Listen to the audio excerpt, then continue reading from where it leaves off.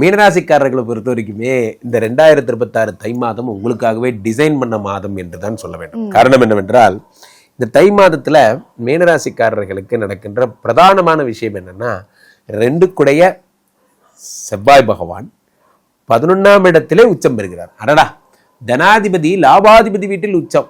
இது எப்படின்னா, பழம் நழுவி பாலில் விழுந்து அது நழுவி வாயில் விழுந்ததுங்கிற மாதிரி தான். அது அது அது அதுவே மடியில விழுதுங்கிற மாதிரி தான் சொல்லணும். அத்தனை நல்ல நேரம் இது. 2 கூடிய தனாதிபதி செவ்வாய் 11ஆம் இடத்திலே உச்சம் பெறுகிறார். 11ஆம் இடத்திலே உச்சம் பெற்ற செவ்வாய் பகவான்.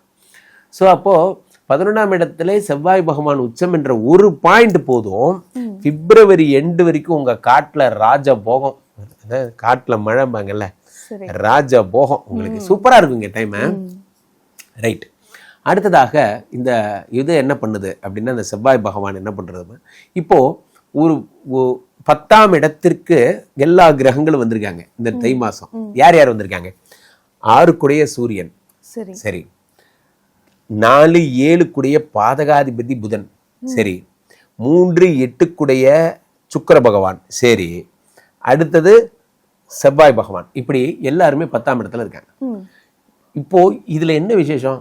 இது ஒருத்தவங்க கூட நல்லவன் கிடையாது. 6 கூடையவன் வியாதி கடன் கஷ்டத்தை கொடுப்பான். 4 7 கூடைய புதன் பாதகத்தை கொடுப்பான். சுக்கிரன் 8 கூடையவன் குட்டிச்சோறாக்குவான்.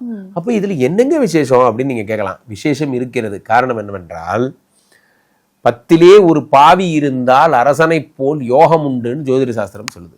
10லே ஒரு பாவி இருந்தால், அப்ப 10ஆம் இடத்துல இத்தனை பேர் இருக்கிறது ஒரு பெரிய, என்ன சொல்றது, ஒரு பெரிய பூஸ்டர். அதை குரு பார்க்கறது அதை விட பெரிய பூஸ்டர். 10ஆம் இடத்திலே இத்தனை பேர் இருக்கிறது வாழ்வை தலைகீழாக மாற்றக்கூடிய நேரம். இதெல்லாம் இதுல இருக்க பெரிய விஷயமே. 10ஆம் இடத்துல இத்தனை பேர் இருக்கிறது. ஸோ 10ஆம் இடத்துல இத்தனை பேர் இருக்கும்போது வாழ்க்கை மாறக்கூடியது. பிஸ்னஸ் பிச்சுக்கிட்டு ஓடும். காலைல எந்திரிச்சோன்னே என்ன, அது கடையை திறக்கிறமோ இல்லையோ கூட்டம் கலகட்டும். அதுதான் இதுல இருக்கிற பெரிய விஷயமே. அடுத்ததாக இந்த குரு பகவான் என்ன பண்றாரு, 4ஆம் இடத்தில் இருந்த 5ஆம் இடத்தில் உச்சம் பெற்றவர் 4ஆம் இடத்துக்கு வந்துடுறாரு. நீங்க வருத்தப்பட வேண்டியதே ஒண்ணுதான். நம்ம ஃப்ளோ நீட்டா போயிட்டு இருந்துச்சே, இப்போ 5ஆம் இடத்துல உச்சம் பெற்ற குருவா போயிட்டு இருந்தாரு. இப்போ இந்த குரு ஜஸ்ட் பேக் அடிச்சு என்ன பண்ணிட்டாரு, 4ஆம் இடத்துக்கு வந்துட்டாரு. முன்ன போல வேகமா இல்லையேன்னு வேணா வருத்தப்படலாமே தவிர, ஆனால் நீங்க வருத்தப்படுவதற்கு ஆகச்சிறந்த பெரிய விஷயம் இதுல ஒண்ணுமே கிடையாது. காரணம் என்ன அப்படின்னா, you are already in good time. ராசியில சனி பகவான் என்ன பண்றார், வக்ரமா இருந்தார், வக்ர நிவர்த்தி அடைஞ்சிட்டார். சனி இப்போ நார்மல் சனியா இருக்கார். சனி கொடுத்தால் எவர் தடுப்பார்? சனி கொடுத்தா தடுக்க ஆளே கிடையாது. சும்மா கும்முன்னு இருக்காரு சனி.